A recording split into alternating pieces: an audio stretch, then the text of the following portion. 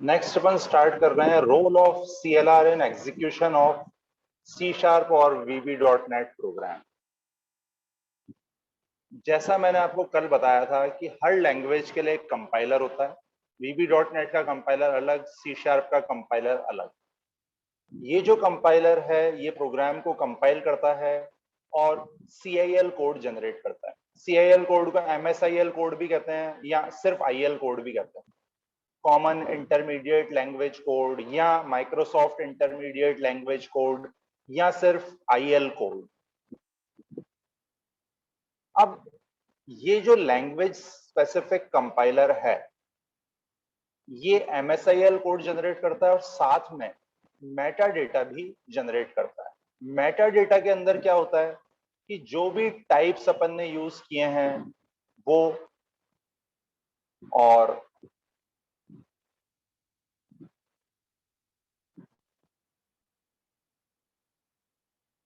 उसके अंदर Meta data के अंदर क्या होता है, actual implementation of each function, her function का एक्चुअल इंप्लीमेंटेशन।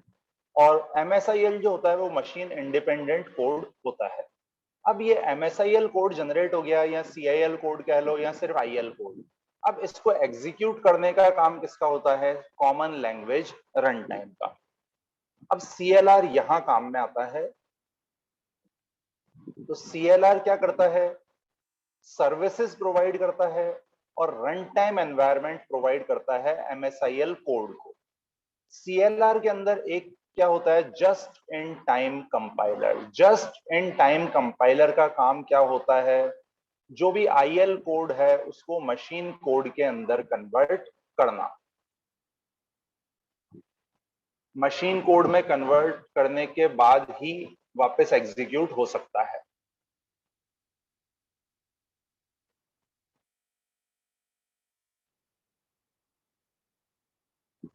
अब MSIL कोड जो होता है वो CPUs को एग्जीक्यूट करता है मशीन कोड में कन्वर्ट करने के बाद,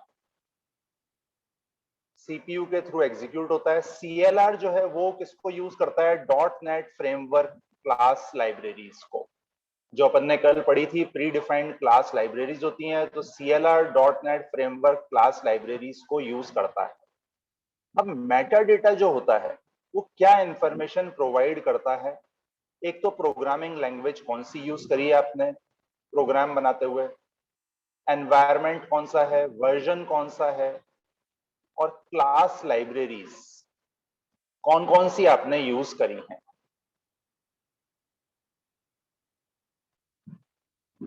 अब CLR जो होता है वो सबके लिए कॉमन होता है, ये आपको ध्यान रखना है, भले वो VB.NET का प्रोग्राम हो या C# का प्रोग्राम हो। तो इससे अपन किसी दूसरी लैंग्वेज में बनी हुई क्लास के मेथड को भी कॉल कर सकते हैं। VB.NEट के अंदर से C# के किसी क्लास के मेथड्स को या C# के अंदर से VB.NEट की क्लास के मेथड्स। CLR के अलग अलग कंपोनेंट्स होते हैं। पहला है कॉमन लैंग्वेज स्पेसिफिकेशन, दूसरा है कॉमन टाइप सिस्टम, ये अपन ऑलरेडी कर चुके हैं दोनों, तीसरा है गार्बेज कलेक्शन और चौथा है जस्ट इन टाइम कंपाइलर। सबसे पहले CLS, ये अपन वैसे ऑलरेडी डिस्कस कर चुके हैं, तो फिर भी इसका CTS, इसका मैंने इसमें इंक्लूड किया है इस फाइल में। CTS ये भी अपन ऑलरेडी डिस्कस कर चुके हैं कल क्लास में। ये फाइल मैंने अलग से इसलिए बनाई है क्योंकि कॉमन लैंग्वेज रन टाइम पे अलग से क्वेश्चन आ सकता है, तो जब अलग से क्वेश्चन आए तो जो इस फाइल में लिखा हुआ है वो आपको समझाना है। CTS के मैं आपको ऑलरेडी कल बता चुका हूँ, वैल्यू टाइप्स होते हैं, रेफरेंस टाइप्स होते हैं, वो इसमें वापस रिपीट किए गए हैं। गार्बेज कलेक्टर जो अपन ने कल डिस्कस किया था, एक बार वापस डिस्कस करते हैं। ये क्या होता है, ऑटोमेटिक मेमोरी मैनेजमेंट फीचर के अंदर आता है। गार्बेज कलेक्टर, जैसे मान लो मैंने कोई मेमोरी अलोकेट करी किसी मेथड के अंदर, तो जब मेथड एंड होगा तो जो मेमोरी अलोकेट की है वो अपने आप फ्री हो जाएगी, आपको मेमोरी डीअलोकेट करने का कोड नहीं लिखना। तो उसके लिए जो फीचर काम में आता है वो होता है गार्बेज कलेक्टर, ये CLR का ही पार्ट है। और जस्ट इन टाइम कंपाइलर जो आपके CIL या IL कोड जो भी है उसको मशीन कोड या नेटिव कोड, मशीन कोड और नेटिव कोड एक ही चीज होती है, उसके अंदर कन्वर्ट करता है। कॉमन लैंग्वेज रन टाइम का क्या फायदा है? एक तो परफॉर्मेंस इंप्रूवमेंट्स, परफॉर्मेंस इंप्रूव होती है। परफॉर्मेंस कैसे इंप्रूव होती है कि मान लो मैंने किसी एक मेथड को कॉल किया तो उसका आईएल कोड मशीन कोड में कन्वर्ट हो चुका है, अब दूसरी बार मैंने उस मेथड को कॉल किया तो डायरेक्टली मशीन कोड एग्जीक्यूट हो जाएगा, तो इससे परफॉर्मेंस इंप्रूव होगी। और दूसरा बेनिफिट कि अपन दूसरी लैंग्वेजेस में बने हुए कंपोनेंट्स को भी यूज कर सकते हैं। तीसरा बेनिफिट, अपन जो प्री डिफाइंड क्लास लाइब्रेरी है वो बहुत बहुत सारी क्लासेस हैं उसमें, उनको अपन यूज कर सकते हैं। प्लस नेक्स्ट एडवांटेज, इसके अंदर इनहेरिटेंस होती है, अपन खुद की क्लासेस बना सकते हैं, उसमें इनहेरिटेंस कर सकते हैं, इंटरफेसेस बना सकते हैं, ओवरलोडिंग कर सकते हैं, जो ऑब्जेक्ट ओरिएंटेड प्रोग्रामिंग के फीचर्स होते हैं या आप ऑलरेडी बीसीए बीएससी वाले जावा में और एमएससी वाले सी शार्प में पढ़ चुके हैं वो इसमें अपन वापस पढ़ेंगे। प्लस इसमें थ्रेडिंग का फीचर होता है। थ्रेडिंग जिन्होंने जावा करी है वो ऑलरेडी कर चुके हैं थ्रेडिंग, और जिन्होंने जावा नहीं करी हुई है एमएससी के केस में उन्होंने ऑपरेटिंग सिस्टम में थ्रेड पड़े हुए हैं, तो बिल्कुल वैसे ही अपन इसमें थ्रेड बना सकते हैं और इसमें एक बार में एक से ज्यादा टास्क कर सकते हैं। फिर इसमें एक्सेप्शन हैंडलिंग का फीचर होता है।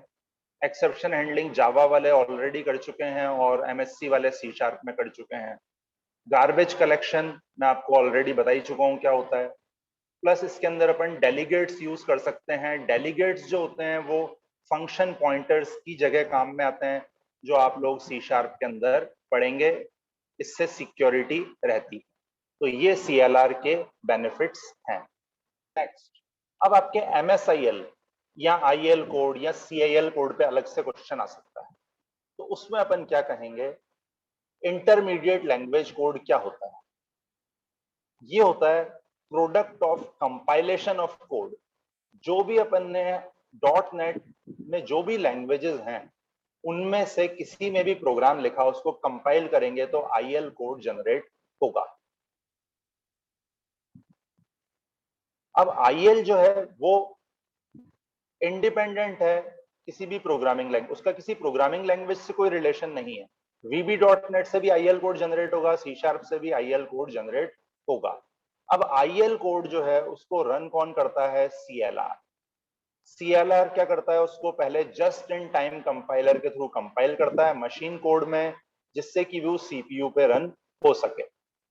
और कॉमन लैंग्वेज रन टाइम उसको फिर मैनेज भी करता है, जो अपन ने कल पढ़ा था। अब IL कोड को अपन क्या कहते हैं, जैसा मैंने आपको बताया CIL कोड भी कहते हैं और MSIL कोड भी कहते हैं। अब जब कंपाइलर MSIL कोड जनरेट करता है तो साथ में मेटा डेटा भी जनरेट होता है, और ये जो है ये जिसमें स्टोर होता है उसको अपन कहते हैं portable executable file, PE file, portable executable file. इसी को अपन असेंबली भी कह सकते हैं। पोर्टेबल एग्जीक्यूटेबल फाइल के अंदर स्टोर होता है। अब MSIL कोड जो होता है उसके अंदर इंस्ट्रक्शंस होते हैं, जैसे VB.NET में इंस्ट्रक्शंस होते हैं। आपने जो भी प्रोग्रामिंग लैंग्वेजेस पढ़ी हैं C++, उन सब में इंस्ट्रक्शंस होते हैं, डेटा लोड करने के, स्टोर करने के, इनिशियलाइज करने के, फंक्शंस को कॉल करने के लिए आपको कोड लिखना पड़ता है। तो जो अपन ने VB.NET में प्रोग्राम बनाया उसमें ये सारी चीजें यूज करी, उसको कंपाइल करेंगे तो MSIL कोड जनरेट होगा। तो MSIL कोड के अंदर भी इंस्ट्रक्शंस होते हैं, लोड करने के डेटा को, स्टोर करने के, इनिशियलाइज करने के, किसी भी क्लास के मेथड को कॉल करने के, अरिथमेटिक लॉजिकल ऑपरेशंस करने के, कंट्रोल फ्लो से रिलेटेड, मेमोरी को एक्सेस करने से रिलेटेड, एक्सेप्शन हैंडलिंग से रिलेटेड, ये सारे इंस्ट्रक्शन MSIL कोड में भी होते हैं। मैंने तो VB.NET में लिखा या C शार्प में लिखा प्रोग्राम, अब मैंने उसमें VB.NET या C शार्प का सिंटेक्स यूज करके लिखा, इन दोनों से जो MSIL कोड जनरेट होगा उसके अंदर भी इंटरनली इंस्ट्रक्शंस ही होंगे, लेकिन वो इंस्ट्रक्शंस किस में होंगे? MSIL कोड के अंदर होंगे। अब भले ही मैं VB.NET में 2 नंबर्स को ऐड करने का प्रोग्राम बनाऊं या C शार्प में 2 नंबर्स को ऐड करने का प्रोग्राम बनाऊं, तो उस केस में जो उसका MSIL कोड होगा वो कॉमन ही होगा। ये सी शार्प में मैंने प्रोग्राम बनाया तो सी शार्प का कंपाइलर काम में आएगा। विजुअल बेसिक में बनाया तो विजुअल बेसिक का कंपाइलर, जे स्क्रिप्ट में बनाया तो जे स्क्रिप्ट का कंपाइलर, एफ शार्प में बनाया तो एफ शार्प का कंपाइलर। ये दोनों तो अपन छोड़ दें, अपने काम के सी शार्प और विजुअल बेसिक हैं, तो इनके लिए अलग अलग कंपाइलर होते हैं।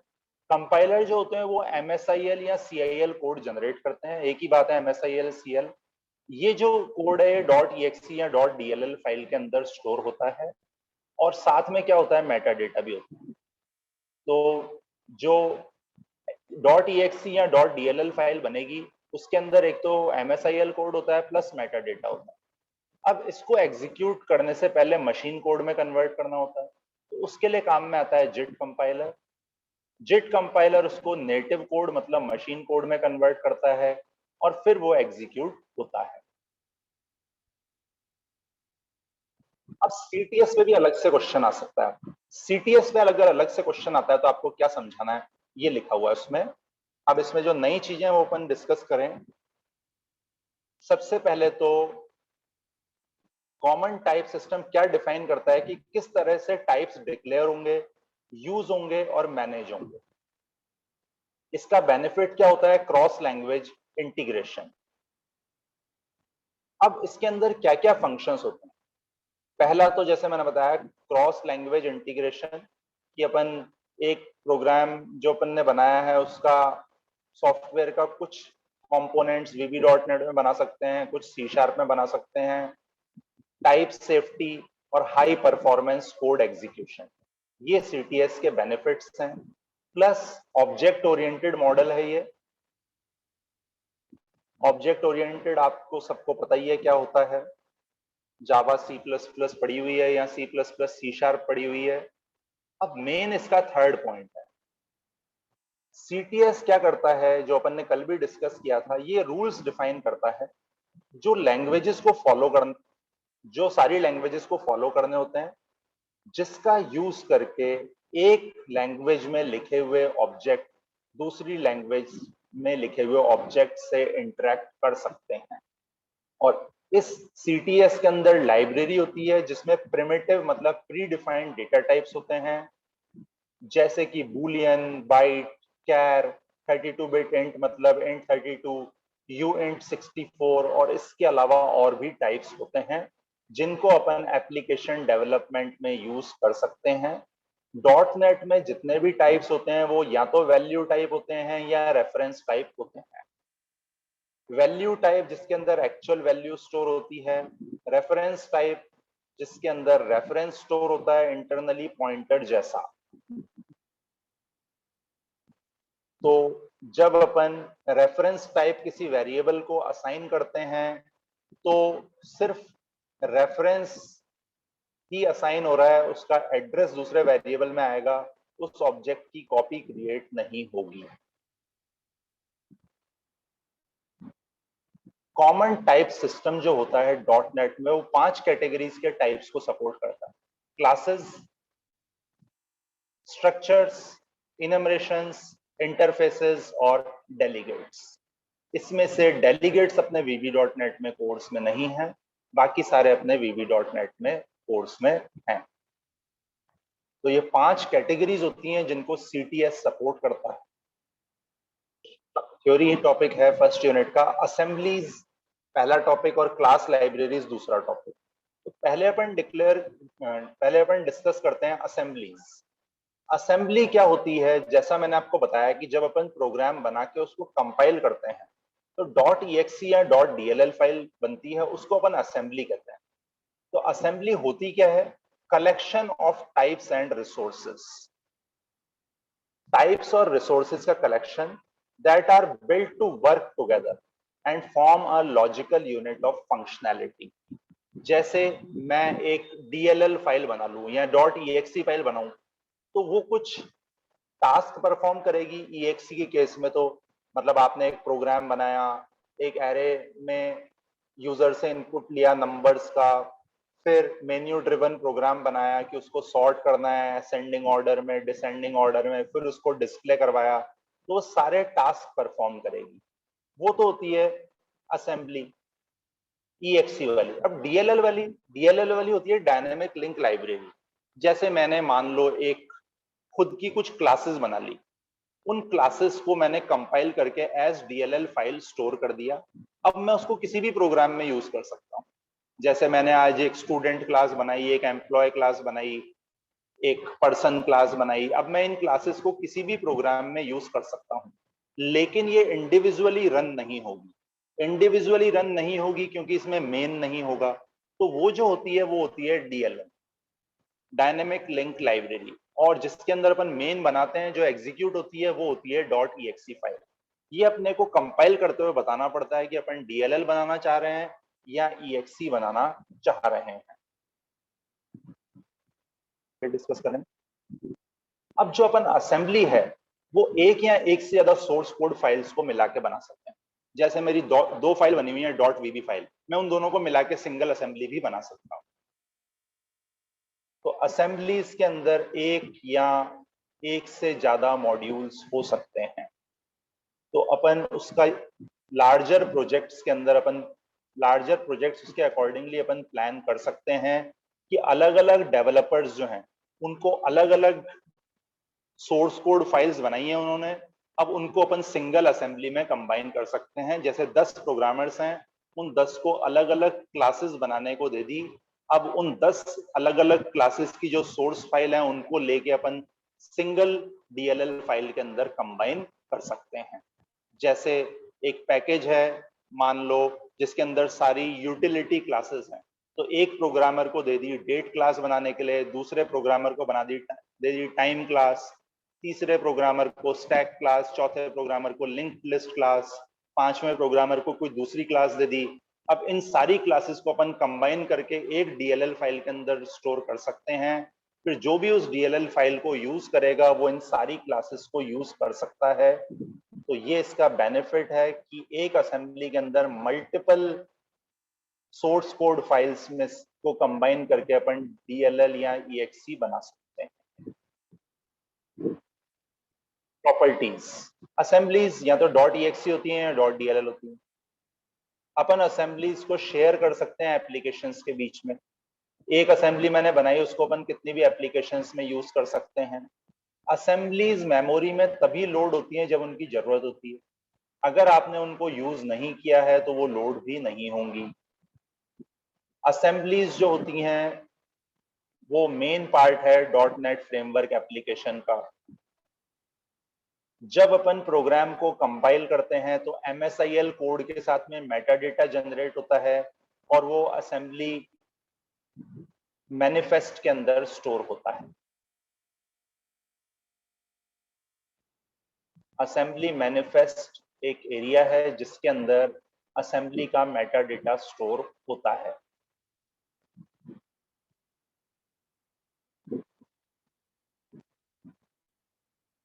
नेक्स्ट आ जाएं, असेंबली मैनिफेस्ट की बात करें तो असेंबली मैनिफेस्ट में असेंबली से रिलेटेड इंफॉर्मेशन होती है। इसके अंदर क्या क्या होता है, जो भी मेंबर्स, टाइप्स, रेफरेंसेस या जो भी डेटा रन टाइम को चाहिए एग्जीक्यूशन में, वो सारा असेंबली मैनिफेस्ट के अंदर स्टोर होता है। असेंबलीज दो तरह की होती हैं, प्राइवेट असेंबली और शेयर्ड असेंबली। जैसा नाम से समझ में आ रहा है, प्राइवेट असेंबली जो होती है वो सिंगल एप्लीकेशन उसको यूज करती है और वो असेंबली की इंस्टॉल डायरेक्टरी में होती है। जहां पे एप्लीकेशन इंस्टॉल्ड है वहीं पे असेंबली होगी क्योंकि वो प्राइवेट असेंबली है। और शेयर्ड असेंबली जिसको कि मल्टीपल एप्लीकेशंस शेयर कर सकती हैं, नहीं करते। डीएलएल और ईएक्सी में क्या डिफरेंस होता है? असेंबली दो तरह की होती है, डीएलएल, ईएक्सी। डीएलएल होती है डायनामिक लिंक लाइब्रेरी और ये रन नहीं हो सकती है।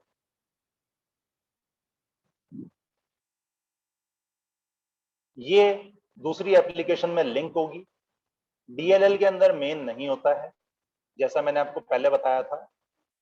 जबकि जो ईएक्सी फाइल होती है, ईएक्सी वाली असेंबली होती है, उस ईएक्सी वाली असेंबली जो है वो खुद रन होती है। इसका मतलब ये खुद एक एग्जीक्यूटेबल फाइल है, ये सपोर्टिव फाइल नहीं है। और जो ईएक्सी है उसके अंदर मेन फंक्शन होता है, इसीलिए ये इंडिविजुअली रन हो सकती है।